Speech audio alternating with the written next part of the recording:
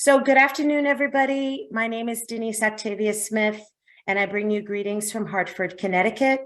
I'm a community health worker. I'm a certified patient navigator. And in November 2019, I had the awesome honor of becoming the inaugural executive director of the National Association of Community Health Workers. If this is the first time you're on a NACHW webinar, Akwaba, welcome to you from wherever you are. I pray that all is well with you and your family and your community.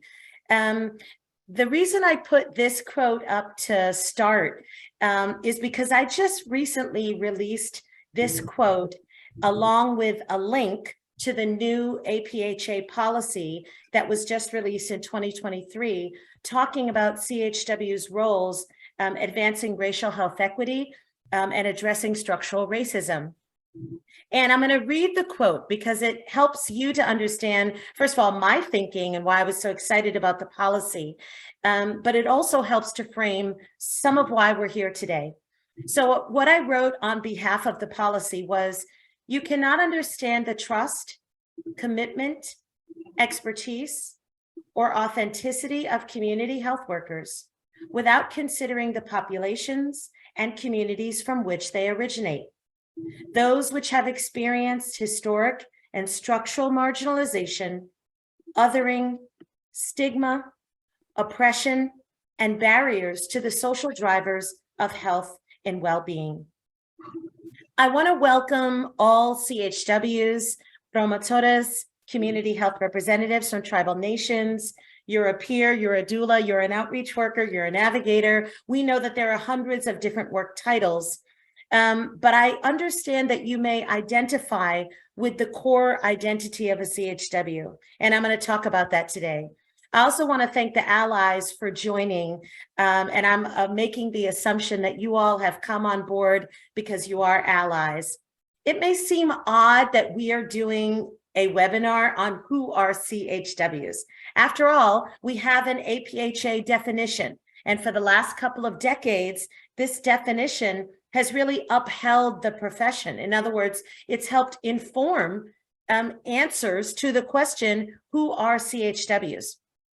Well, when I came on as the founding ED, and over the last couple of years during the COVID-19 pandemic, I and many other CHWs, promotores, CHRs, and many of our allies found that it was important and actually necessary for the United States to have a conversation about who CHWs were, not just individually, like I know one CHW in my community, but who are CHWs as a profession. We are a precarious profession precisely because we lack national professional identity. And so I'm going to take about 20 minutes to sort of talk to you about the evolution of this conversation and how we got to this webinar today. And then I have some folks who are joining me. So let's jump right in. Hello to everyone. I see the chat blowing up. I see lots of people introducing themselves. I want to thank Peter Salale for hosting this webinar for us. He's one of our NACHW team members, and so grateful to have Peter on board. Peter will be considering the chat, so if you do have questions, please feel free to enter them. And we are excited that you've joined us today. So next slide, please. So big shout out to NACHW members. Members make us who we are. All of the policy that we write, the projects that we develop, our learning collaboratives, the direction of our organization, and yes, even the development of these 6 pillars were developed not in a vacuum, not just with NACHW staff sitting around a table or virtually, but in conversation with hundreds of community health workers, listening to them talk about the challenges they have in people at the state or local level, a new supervisor, a funder, not really understanding who CHWs were.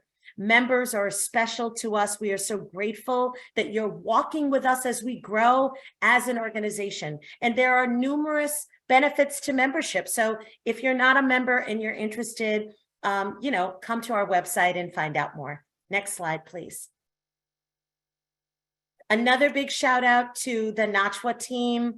I don't lead this, but I certainly will be enjoying it, is the Unity Conference 2023, as well as our annual meeting.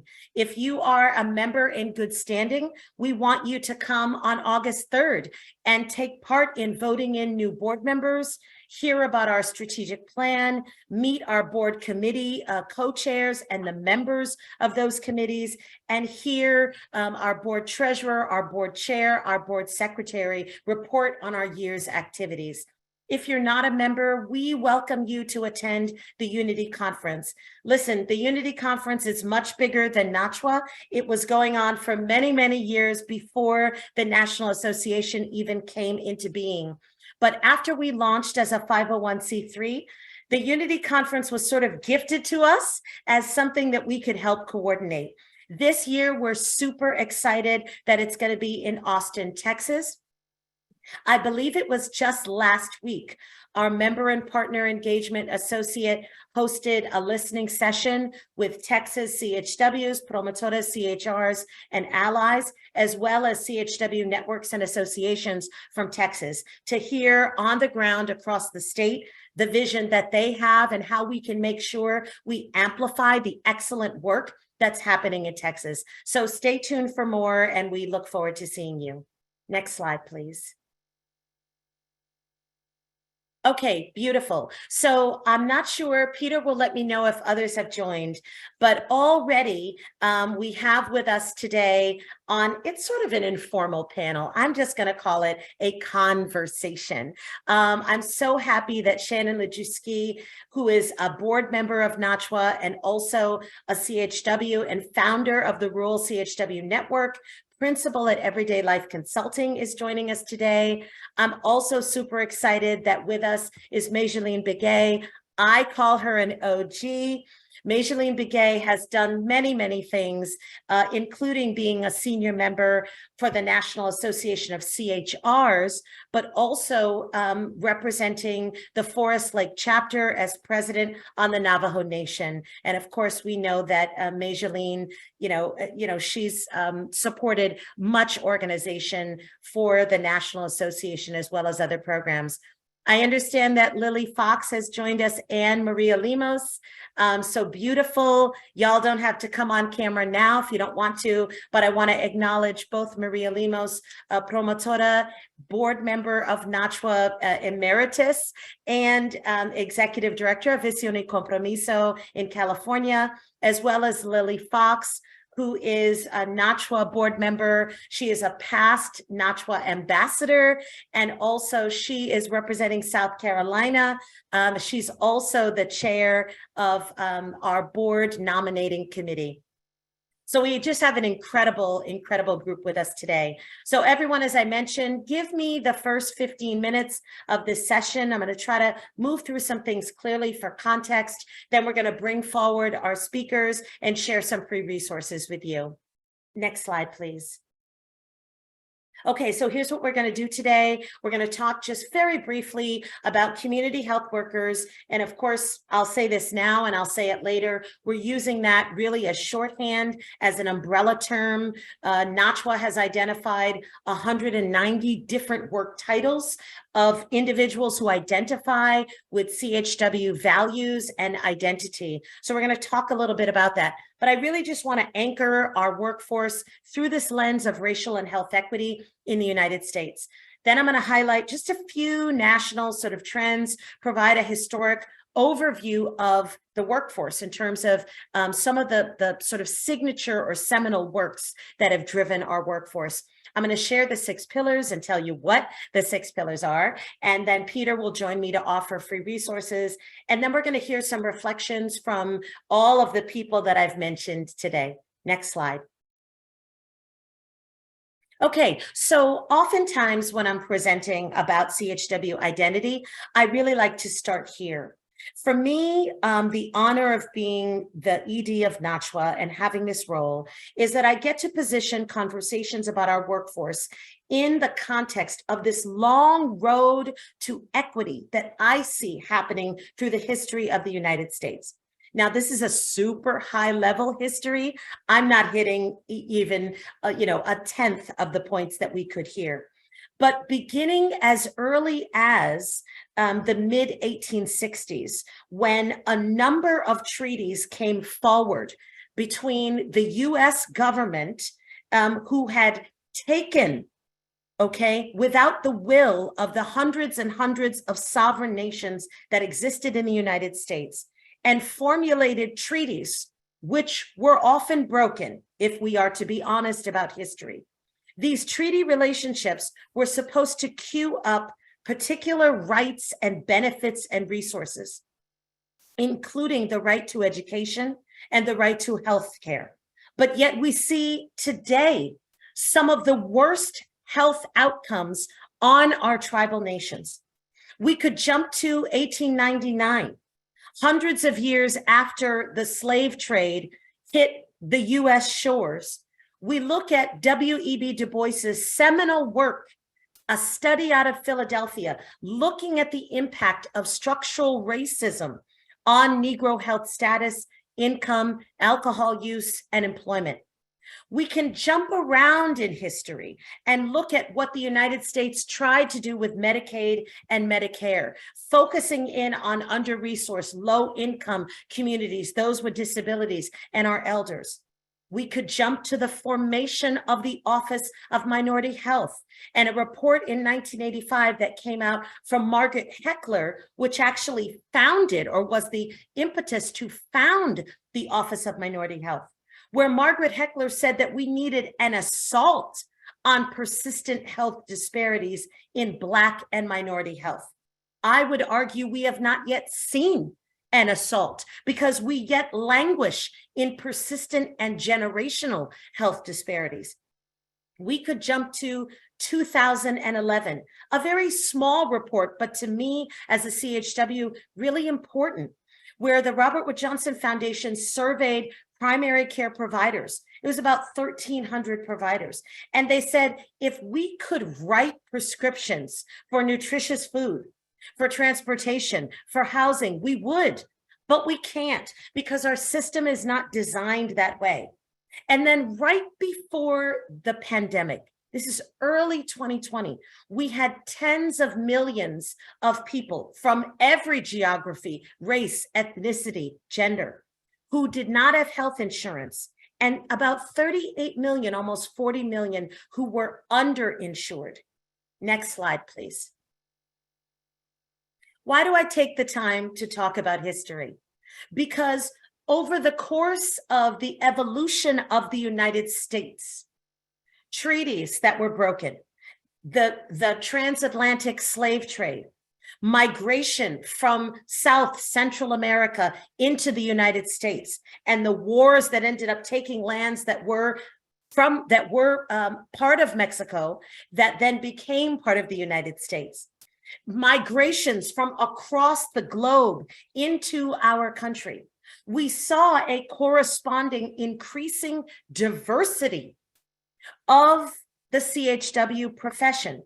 Yes, let's give a shout out to Native Hawaiian, Pacific Islanders, our aunties, our uncles. We have people from all over the globe who have come to these shores, and they have diversified the workforce, but they've also brought their traditions, their concepts, their health beliefs, and their expertise as well. Next slide, please. Now let's take a look at this profession from the perspective of what is sort of a little better documented and probably more well respected than many of the oral traditions and many of the stories that I think CHW elders might tell about the origins and the history of our profession.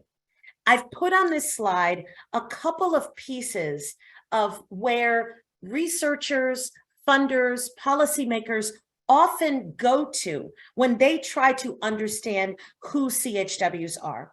This could include the work that ASTHO, the Association of State and Territorial Health Officials, the work that they have done and that NACHW has supported to lift up the documentation of over 6 decades of evidence of our effectiveness across a variety of different chronic diseases, oral health, immunization, maternal and child health programs. They might go to the Bureau of Labor Statistics, and they might look at the unique classification that was fought for by CHWs and allies, and which has not really been used consistently, or I would say effectively, to really understand our workforce from a data-driven perspective, but it exists as a resource.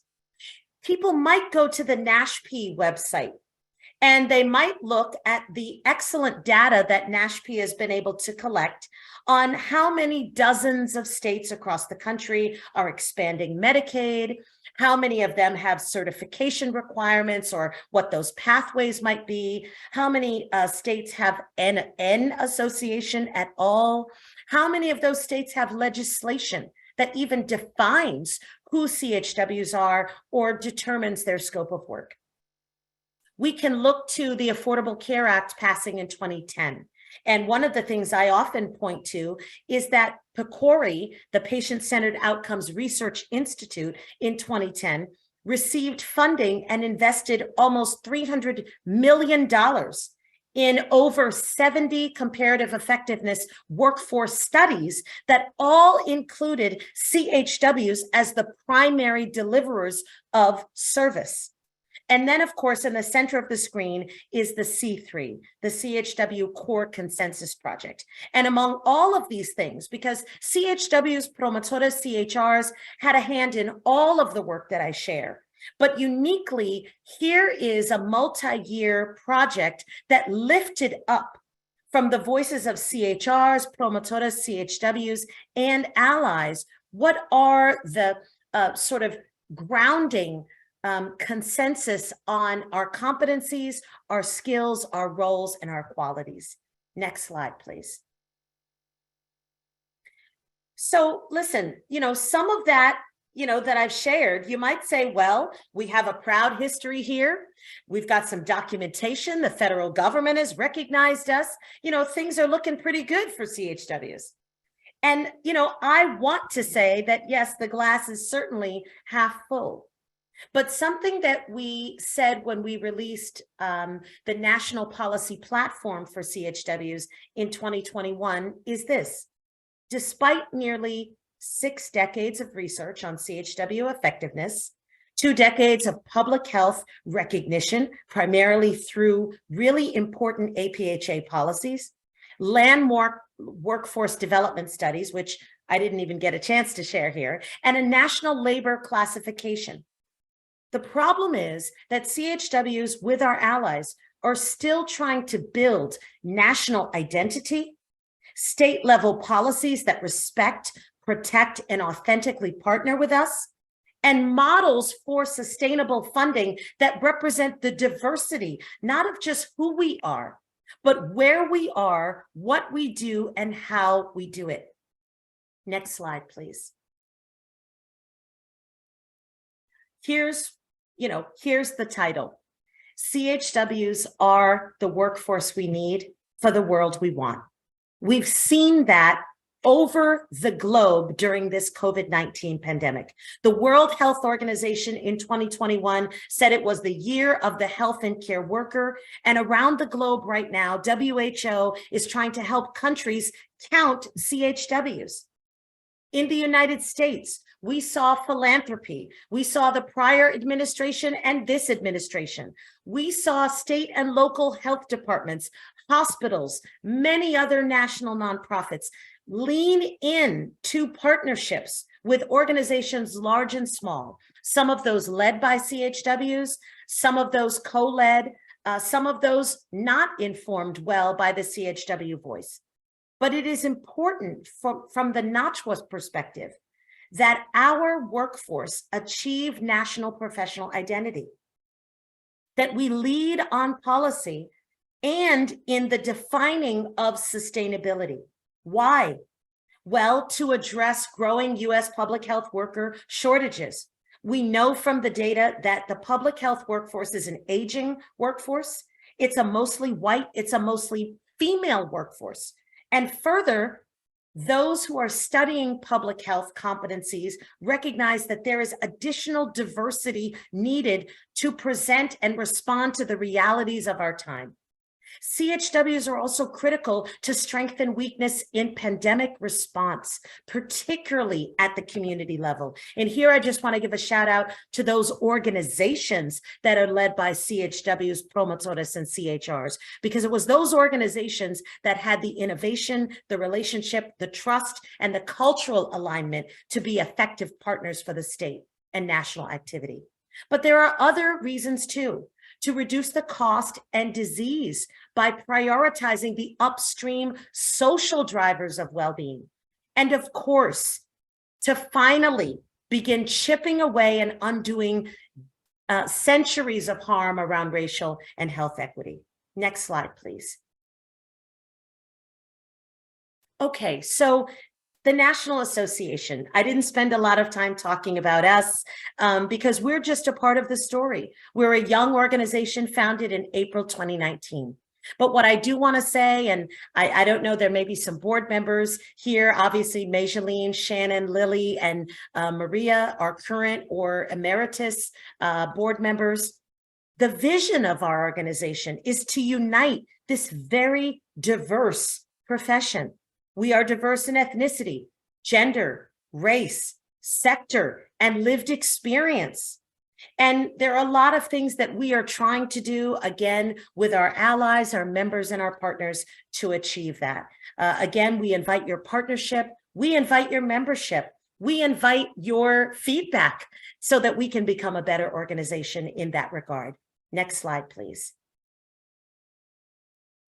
Okay, so here we go. We have a lot of stuff out there about CHWs. I mean, I just shared a slide and you can find information about CHWs on the APHA website, probably many of your websites. We've got state legislation, we've got definitions and lots of research. Why do we need the 6 pillars? Why do we need something new, a new tool or resource? As I mentioned at the top, we don't do anything without our members. And over the past 2.5 years of the COVID pandemic, we had a lot of our members saying, I'm frustrated because I got a new supervisor who doesn't know what I do. They don't understand why I'm, doing outreach on nights and weekends. We got organizations contacting us who said, hey, we got funding to hire CHWs. Who are they? I know that sounds crazy, but it did actually occur.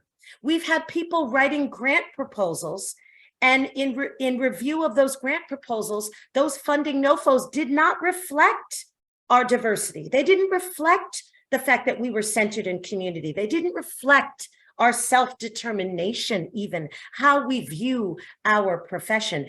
At times, they didn't even call us professionals. They called us para-professionals. So these 6 pillars are rooted in self-determination and self-actualization. They are inclusive of our workforce history.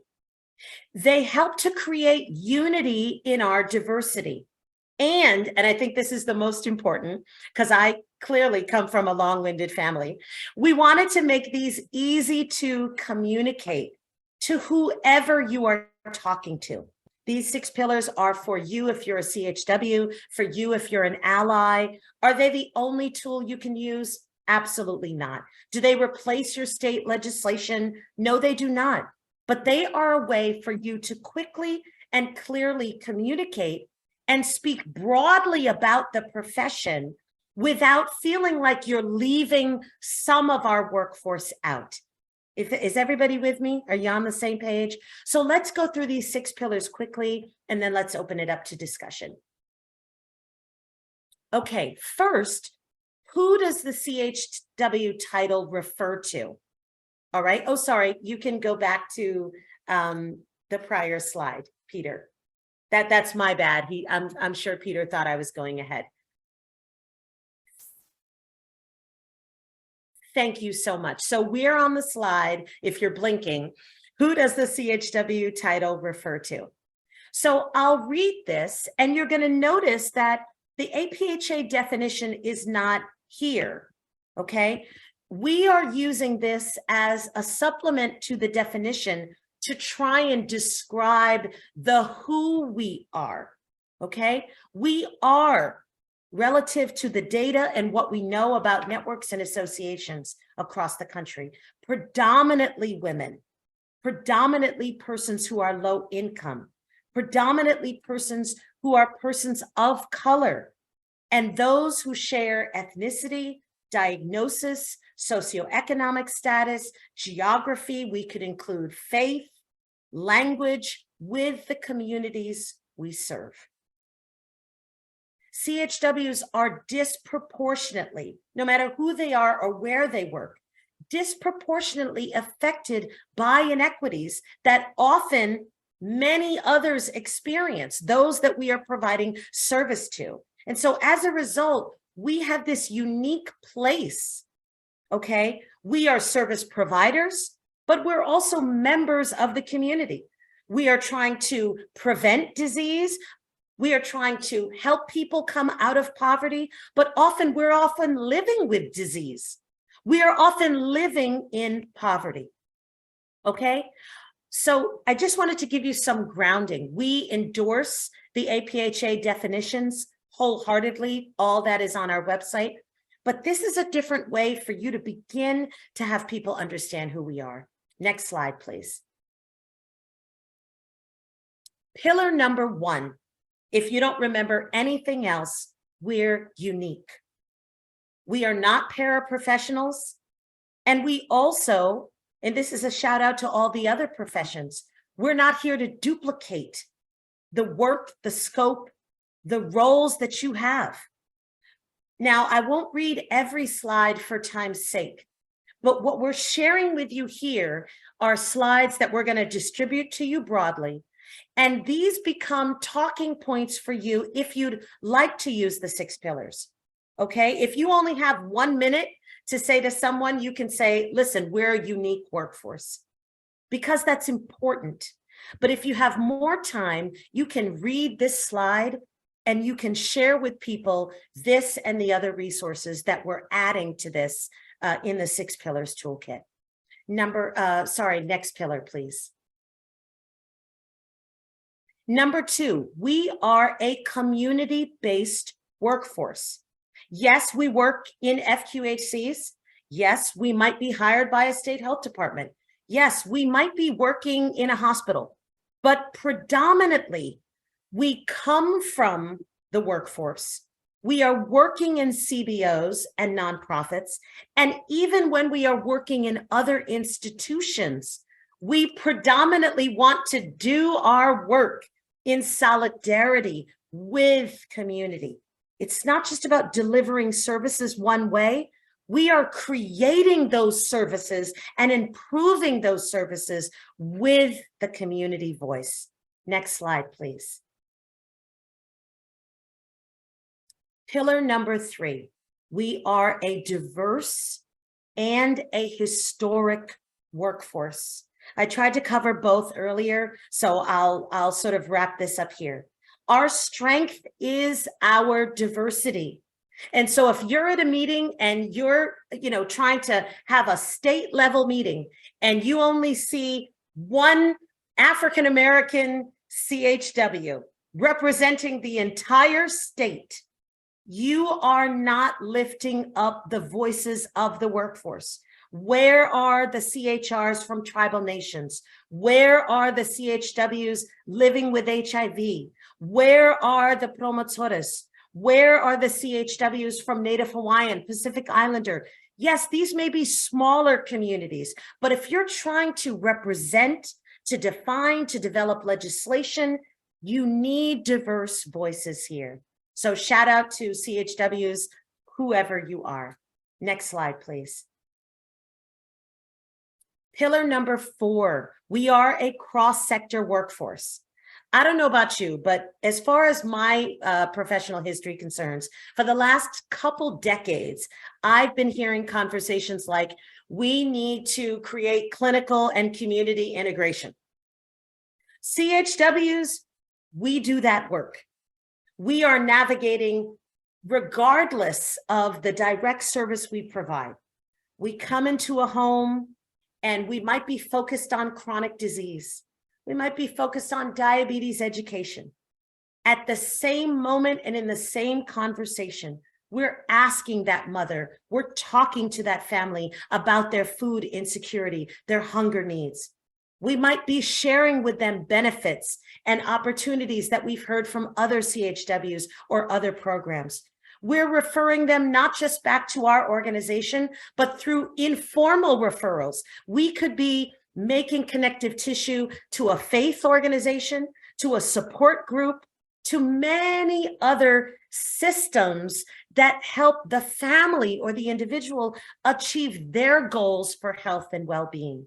And so we work in a lot of different places: food pantries, homeless shelters, mental health services, HIV. I don't want to, not shout anybody out, but we are crossing those boundaries. The problem is we don't often document all of the cross-sector work that we're doing. Next slide, please.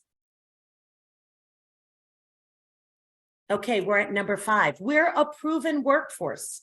As I mentioned, in January 2020, NACHW and the Association of State and Territorial Health Officials put out a brief with many, many links summarizing 6 decades of evidence of effectiveness for CHWs across many different types of programs.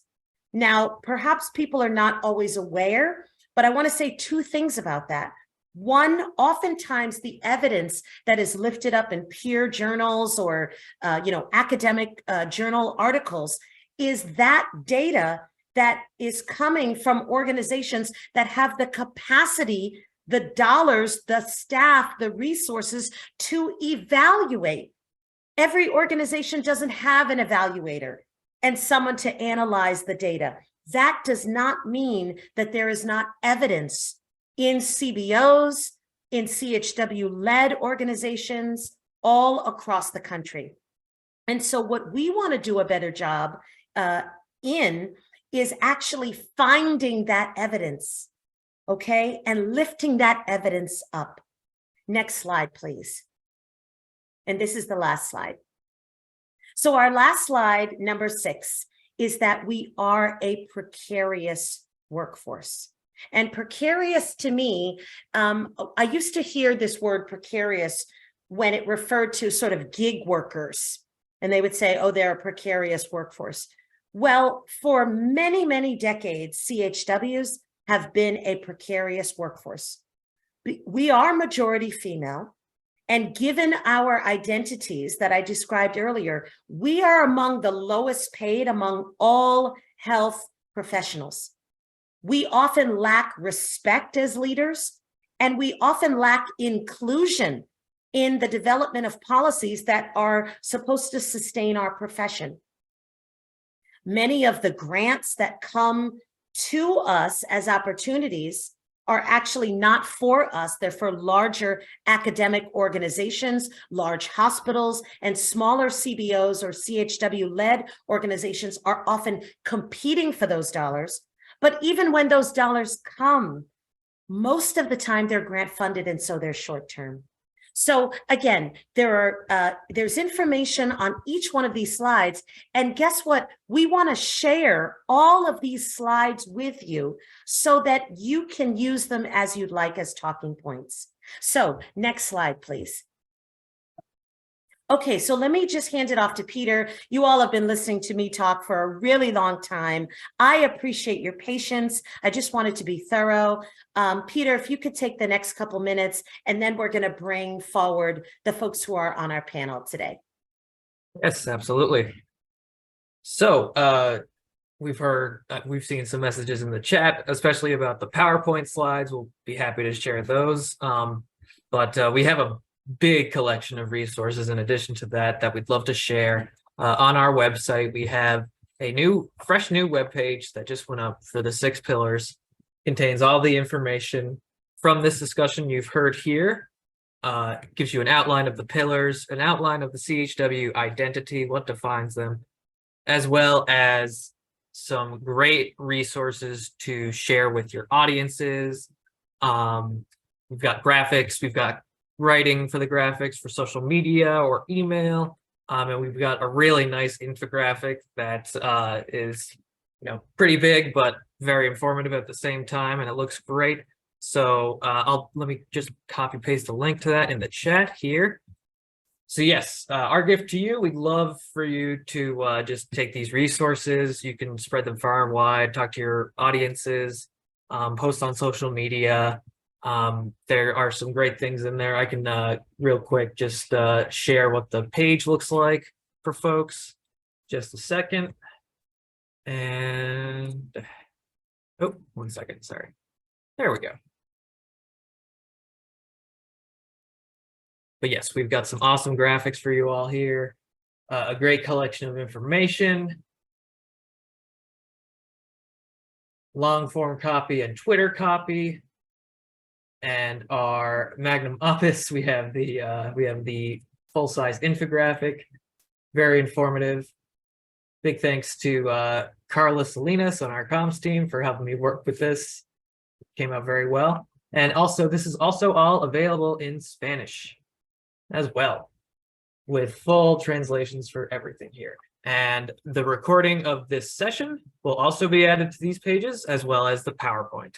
So, yeah, we're very happy to be debuting these pillars with you folks, and it's great that we can spread the word finally. So, and yeah, thank you, everyone. Did I post it in the chat? Yes, I posted it in the chat, but just in case, one more time. Yeah, definitely post it again, because when people join late, I think they can't see the chat. Absolutely. I can see your faces a lot better too. Welcome, everyone. I'm so glad you took time out today. So let's bring forward our panelists. Let me quickly check. Maria Lemos, I don't know if you're still on. If you are, I just want to, I know that you had a time commitment and just want to see, is she still with us? I'm still here. Oh, beautiful. Okay. Well, let me kick it to Maria first, if y'all don't mind, because I want to make sure that we get to hear from everyone. Maria is another one of those folks that I consider an OG. And I've had the great pleasure when I came onto the NACHW board of having not only her mentorship, but just her presence as a colleague, observing what she's doing and how she's expanding the Promotora and CHW voice around the country. As well as our expertise. So Maria, you've seen the 6 pillars. You've heard me talk about things like this before. We know that a lot of folks don't really know our identity. One, do you align with what I've said? Have you seen some of the challenges in people understanding our identity? And how could the 6 pillars help? Thank you, Denise. And I'm sorry, my camera's not working. And I noticed I misspelled my own name. But we have been working, Visión y Compromiso is now in its 23rd year, galvanizing and supporting promotoras and community leaders and community health workers.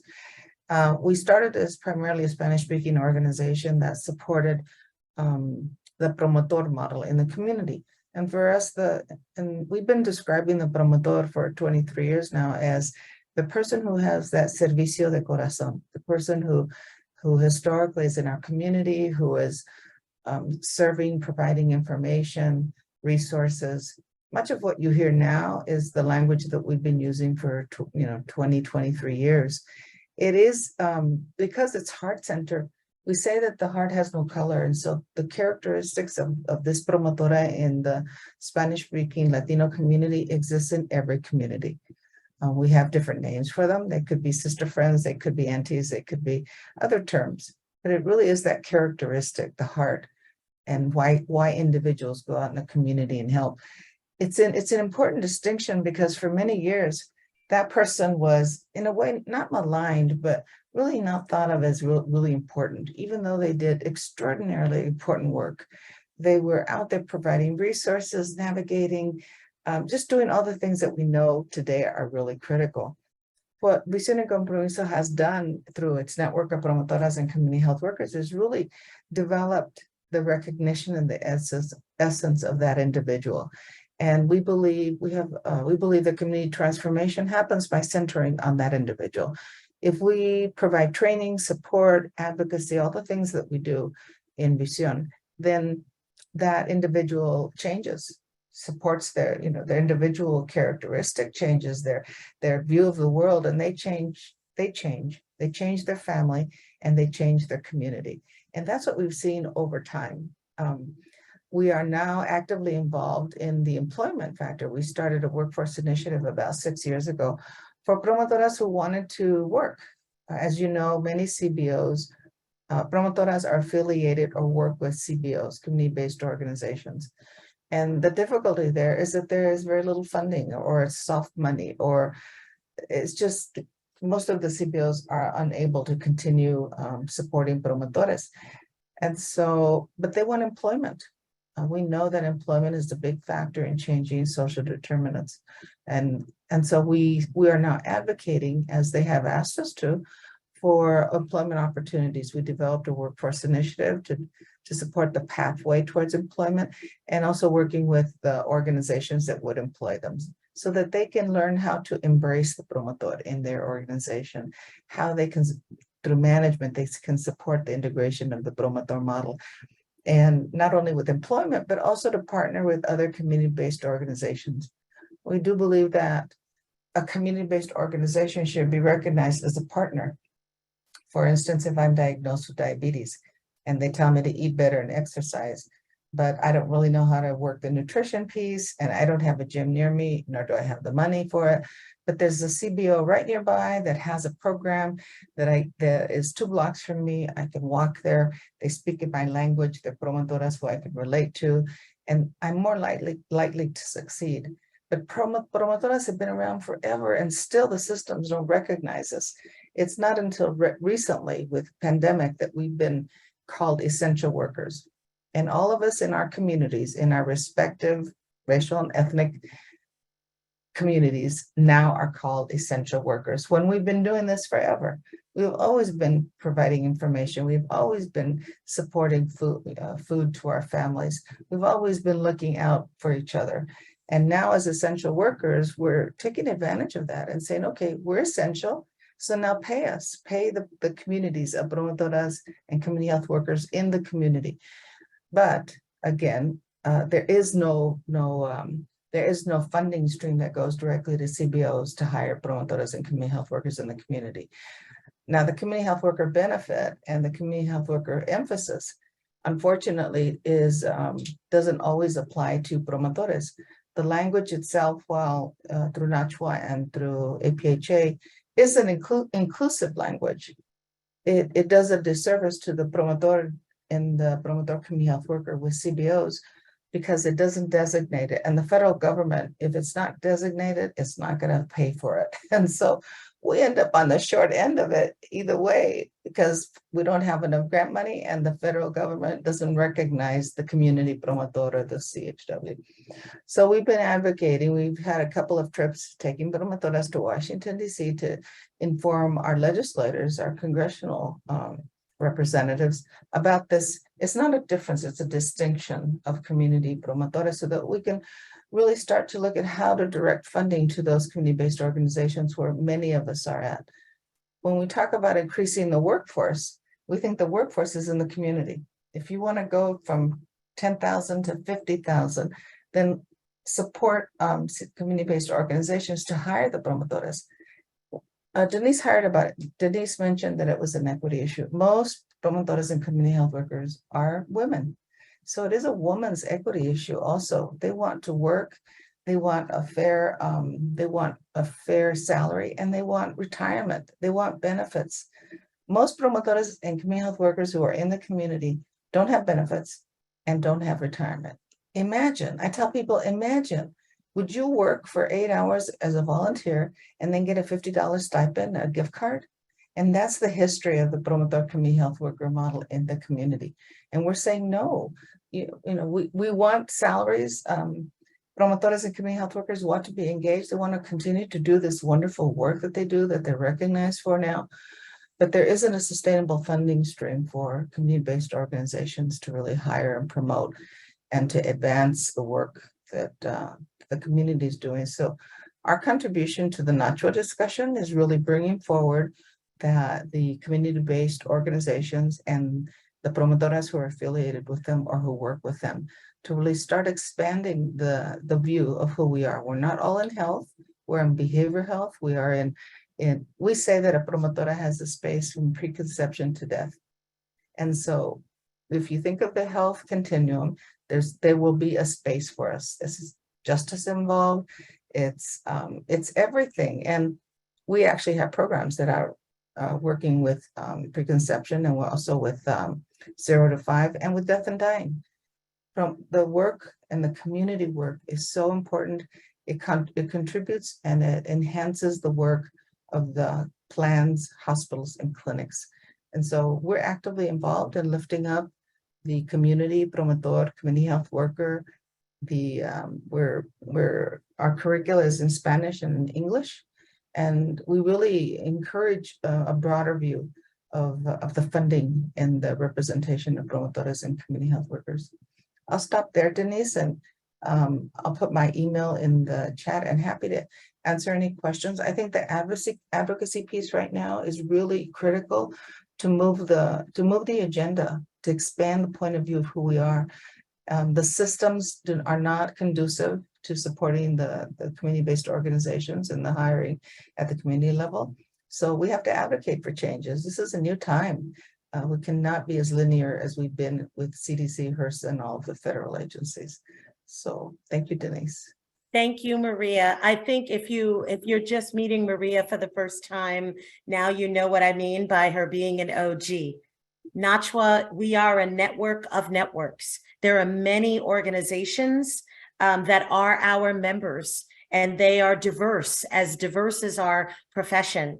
And it's an honor to have allyship between organizations so that we can come together for national advocacy. I see some people shaking their head.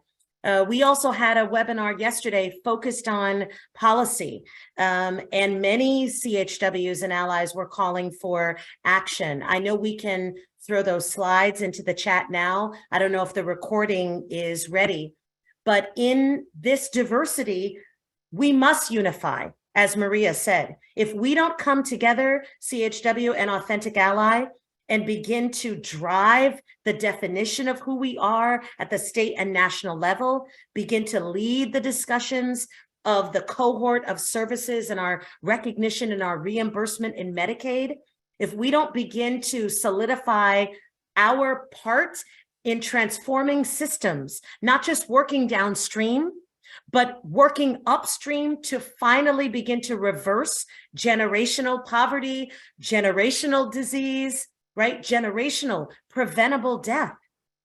CHWs want to do this work too. Many of you, I'm sure, are the visionaries leading organizations. And let me just turn to Shannon for a minute, because she is a CHW and also leading an organization. She's also a NACHW board member. Well, Shannon, I'll pitch the same question to you. The 6 pillars are a tool, and we're giving that tool liberally. What challenges have you seen in people understanding who CHWs are, and how can the 6 pillars help? Well, thank you. And tough to follow Maria and yourself. You guys are such role models and inspirations for the work that I know I've done and others have done nationally. And yes, I wear many hats, and many of our CHWs do. And I can just shout out and say I'm so thankful for the mentors I've had in my life to allow me to continue to work as a community health worker and advance in other areas. I think that's important to know that CHWs need and do desire opportunities to maintain our identity and work as a community health worker, but also advance both socially and economically. When you talked about the pillars, you know, and really where those resonate, it is hard to explain who we are, even after decades of doing so. I've been in this work 22 years, and I still get asked who are community health workers and how can they benefit our organization.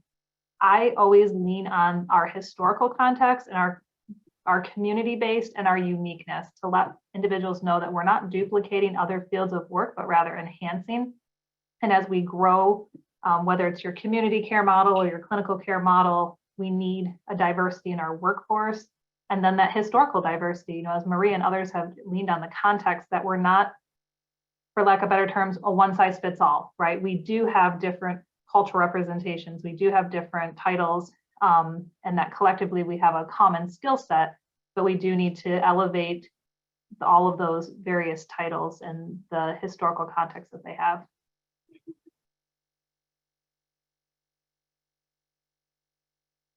Thank you so much. I actually thought you were going to take a minute and talk about the Who That I Am a CHW campaign. So maybe I'll give you a chance to lift that up in a minute. I was like, wait a minute.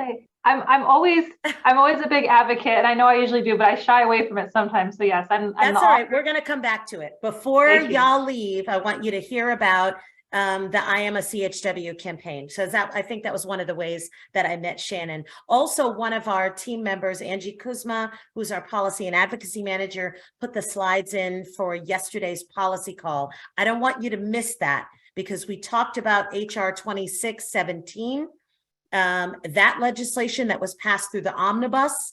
And among other things, it did not include a definition of who CHWs are, even though it is legislation about our workforce. It didn't even include the APHA definition. Another opportunity for your advocacy. And many people are putting in the chat, hey, stuff is being passed in our state and there's no definition of who we are. But we also talk about the incredible opportunity through the CDC public health infrastructure build. So if you find those slides and open them, you'll see a presentation there where these dollars are now coming into your state, and in some instances to your local health department, $3.2 billion focused on workforce. Now, it's not all focused on the CHW workforce, of course, but the portion that is, who is driving the design and the development and how those dollars are spent? Are CHWs at the planning table? So things to think about. Majaline, would you mind coming forward? I'm so grateful to have Majaline with us. And Majaline, I'll ask you the same question. And I think the only different spin I want to put on it is that you identify and you're a founding board member of the National Association of Community Health Workers, but you're also a CHR. And so we know that CHRs are sometimes hidden in conversations about anything having to do with CHWs. So I just wonder, you know, first of all, what challenges have you seen connecting the work of CHRs to the work of CHWs, and how could the 6 pillars help? Thank you, Denise, for having me. And I'm very, very grateful that we have a lot of people that have signed in for this webinar. I come to you from the Navajo Nation. It's one of the 21 tribal nations in the state of Arizona, and our nation, tribal nation of the Navajo Nation, is in Arizona, New Mexico, and Utah. So we have our reservation that is the size of the state of West Virginia.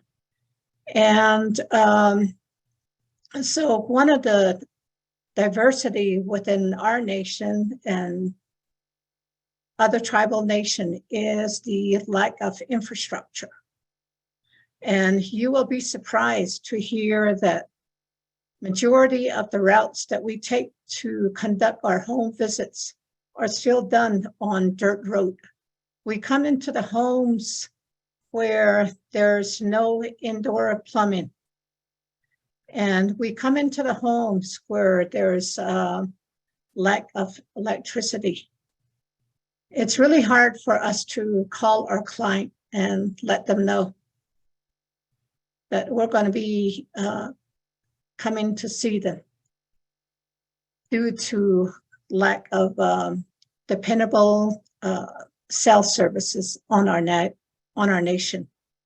And every day we're reminded of our tribal culture. So if I have a client by the name of Jane, I cannot address her as Jane. It's either my auntie, my grandmother, or my sister. And so that's how diverse we are on the tribal nation. And right now, some of the nations, they receive a lot of snowfall. And our focus has been trying to rescue. And it's really hard to implement rescue mission when you have to travel on dirt road. And these roads, they have like 1 to 2 feet of snow and they haven't been plowed. You're waiting for Bureau of Indian Affairs to come plow your road or your own tribal roads department. But we do reach out to diversities within our state and then nationally. So we learn from all of you that have signed on, and together I know that we can make a lot of changes. The changes and the issues that is facing CHW profession. I know as one voice, as someone put in the chat box, that we need to advocate for some of these issues that is facing our health workers. And that includes pay. A lot of our tribal CHRs, as we call them, they're also CHWs. Their pays are really low, but they're expected to do a heavy work. And just like everybody that's on this call, majority, I would say about 98% of our CHW workforce is female. So it's good that we have some male coming into the workforce. And I'm glad that we also reach out to the public health profession and the medical profession, where they can help us to augment service delivery. And as a team, we're able to go out into the homes of these clients to help them make their lives better. So I look forward to working with all of you, and we have common issues. And again, we have good leadership, starting with NACHW.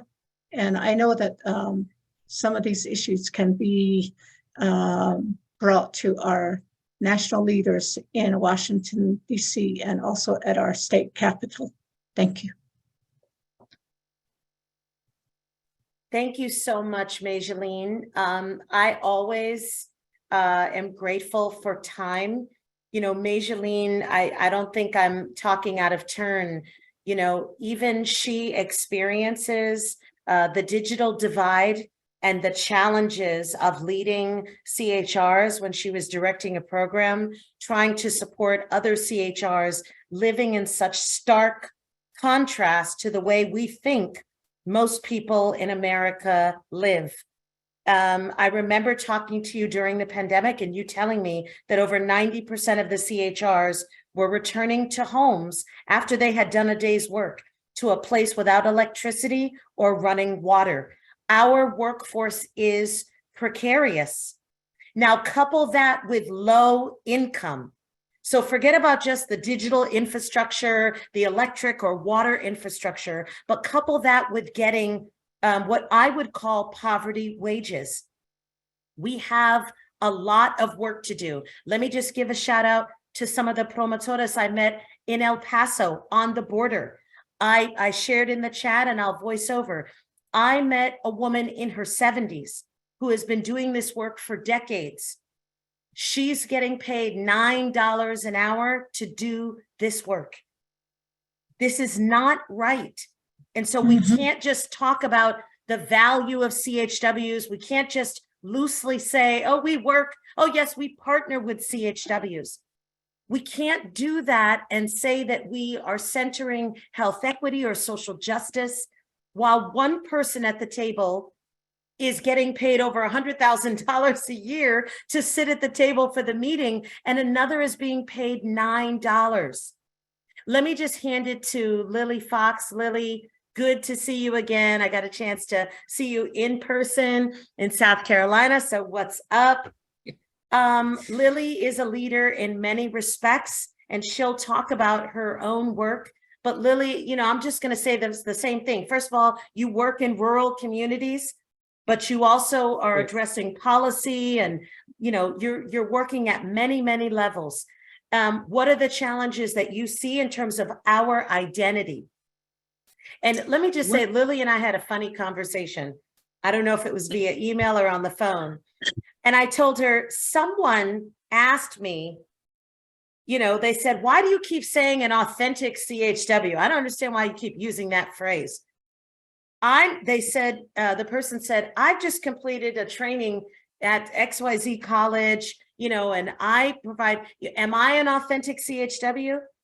And I sort of said, gee, if you have to ask me, you know, it's not about me defining who you are. See what I'm saying? Your community knows if you are a CHW. They know if you're trusted. They know if you share cultural, language, faith, health beliefs. They know you. And that's what we bring. Anyway, Lily, what do you want to say about this conversation? And I'm so glad to have you.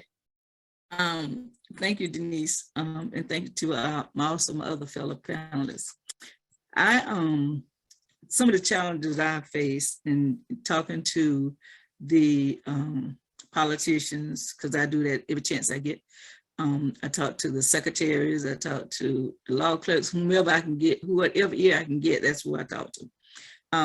But one of the things that just recently happened today, she asked the question, do people not realize that their health is important? The answer I gave her is yes, they do. However, it's not that they don't know about their health, and it's not that they don't want to be in good health, because who don't want to be in good health? But my answer to her was, it's the way you access quality care. If I go to you and you belittles me or talk down to me or not user-friendly, then I'm not going to go back. I've come across people that have not actually followed up on their postpartum exams. And you know, that postpartum exam is a very crucial appointment that everybody should follow, because it opened the doors for so many different other health issues that you could prevent, maybe if it was caught early enough. But the thing of it is, if we don't provide user-friendly services to our clients, that's what makes community health workers so important. If you don't talk to them like they are human beings just like we are, then they have no use for us. And I also went a little bit farther, and I said, if I go and talk to your grandma and I tell her, well, Miss Ma'am, you need to take, you know how important it is that you take your medication, that you follow up with your doctor's appointments. And I said, she'll look me right in my face and say, yes, ma'am, I do. But those people up there, they just don't do right. When I ask them a question, they don't know what I'm talking about. Or if I show up on the wrong day, they don't say, well, ma'am, you're here on the wrong day, or, you might want to schedule it for another day. And then you find out if she got transportation on that other day. Community health workers are able to do that. And I'm not down in no organization, no profession for social worker. I'm a social worker as well, but they just don't have the time where community health workers do. And we take pride in not only building trust with the community, but also bridging the gap between the community and the providers, the allies. That's a very, very crucial step that we have to do in order to make things workable. And I mean, you just have there's numerous of testimonies and stories that you just wouldn't believe. Major Lean talked about the herd population of people. I would love to spend a day shadowing her, just because I just love helping people, and just to see, in order to be able to bring their voices to the table, you have to live a day in their shoes. Now, that, of course, people say, oh, we don't have time to do with that. No, you may not, but we do. So if you spend time talking to us, community health workers as a whole, then you will know how the people, because who better to tell you than the people that we serve, than us ourselves. I mean, community health work, I've been doing this ever since before it was ever called community health work. But you did it, why? Why did you do it? Because you didn't think of it as a job. You thought of it as doing what you felt in your heart. And to that person that was talking to you, Denise, I would say to them, if you can't feel it in your heart, then you don't need to ask the question, and you don't, going to school is just not going to do it for you. Community health work is a seed that's planted within. And as years go by, it's nurtured. And then before you know it, you got a tree that provides shade over numerous of people. You get in the community where I work, I get called for jobs. I'm not an employment agency. I get called for housing. I don't have housing. I'm not a housing authority agency. I get called for, I can't get to my doctor's appointment. They making me pay child support, numerous of things. But that's the value of being out of your community to represent your community. And I hope I answered your question somewhere in there.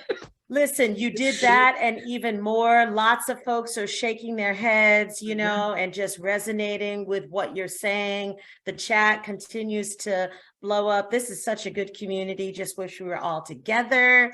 So hopefully we'll get a chance to see you at the Unity Conference or some other event. We'd love to, NACHW, we'd love to come out. If you're doing something, we'd love to come and bring our materials and sit with you and listen and find out how you're leading and hear your great stories. We love to big you up in our free newsletter. We just want to get to know you. You are the reason why we exist. The founding board members wanted this organization to do just this, amplify you, your work, your partnerships, your vision, your commitment, your compassion. Okay, so that's what we're doing. Lily, you said a ton, and it made me think how much my phone continues to blow up about the food pantry that I used to run. I keep telling folks, so I'm not there anymore, but that's not really what's important, because you used to, and so where the resource is, so, and I'm sure lots of folks feel that way too. Listen, we're coming to the last 5 minutes. So first, we don't have anything really formal here to wrap up. I wanted you to hear from CHWs, promotores, and CHRs across the country.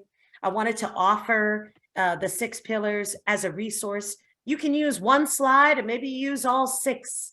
Maybe you use it as a write-up and say, this is how NACHW, and I'm a member of NACHW, and you use it for one of your grant proposals. This is not proprietary, it's something that you can do if it supports you. But we don't want there to be any confusion. We are leaders. We are unique. We are proven. We are diverse. We are historic.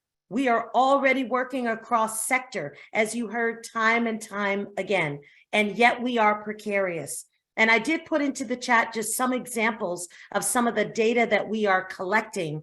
And I put those links in English and in Spanish. We did a national survey, and I won't go into detail now, but Angie, maybe if you could just put in the landing page. But I put in some infographics about pay equity. What are CHWs saying? And I also included the pages in English and Spanish about the diversity of the people in the survey, 190 different work titles, but yet all of these CHWs identified with the same 6 core values. They identified with the core competencies. We can have unity in diversity, and we need it to move policy and to protect us from the national level. Federal dollars that flow, after all, are our tax dollars. There should be accountability, both from that civic perspective, but also from the perspective of the profession. Could you imagine a lawyer coming in to train a doctor and develop their scope of work? You would never see that. So it's important that those who are developing and innovating in the profession are allowed to lead this movement of self-determination and of sustainability. first, just in closing, I want to give a shout out to Peter. I want to give a shout out to Angie. I don't know if other staff members are on. I want to give a shout out to all the board members and those that I've acknowledged already. Yes, there is a website. So let's throw in again, both the link to the 6 pillars, and Angie, if you could throw in a link to the J&J data. I hope that you, if you're a CHW, have felt seen here. I hope that there's something that I said about you working in marginalized communities, in low-income communities, in HIV, in maternal and child health, immunizations, housing, workforce development, behavioral health. I hope there's something that you heard that says this reflects me. But I also hope if you're a younger CHW, that now you have this, you're standing on the shoulders of giants, to borrow a phrase. We have OGs, we have elders who can mentor you, whose stories you can learn from, right? Whose innovations can inform you and your future. And then finally, I hope you recognize that NACHW, we want to be a home for you. Whether you're a member, we'd love your membership, but you can come on and use these resources that are free. You don't have to log into a member portal. There are COVID resources. There are resources if you're starting a network or association or coalition. There are resources for you to use for your own policy language. We're young and we're growing, and you help us to grow. So I want to say thank you, everyone. Peter, any last thoughts? No, I think we've covered it all. But yes, I'm happy that so many people are interested in this webinar. It was a lot of fun, and I'm glad people are enjoying the 6 pillars page as well. I also shared the slides in there as well. I'll share it one more time in case folks missed it. There we go. And the slides and the PowerPoint will also be going up on our 6 pillars webpage as well. One more time, I'll share the link too for that. But yeah, we were very excited to have you all have joined us, and this was a lot of fun, and I hope this was enlightening for all of you. Thank you. Oh, thank you so much, Peter. We wouldn't be doing it without you. And is there an evaluation going out? Yes, it'll pop up right at the end once I hit end meeting. Oh, please take that pop up. Yes, thank you for the Please reminder. take that pop up. Or if we only get 10 people, we won't know if it's really, really good. Please take a moment. Yes. And again, we pray that all is well with you and your families and your communities. Thank you so much for your time today. Thank you all. Thank you all. Thank you. Yep. Have a great day, everyone. Have a wonderful day.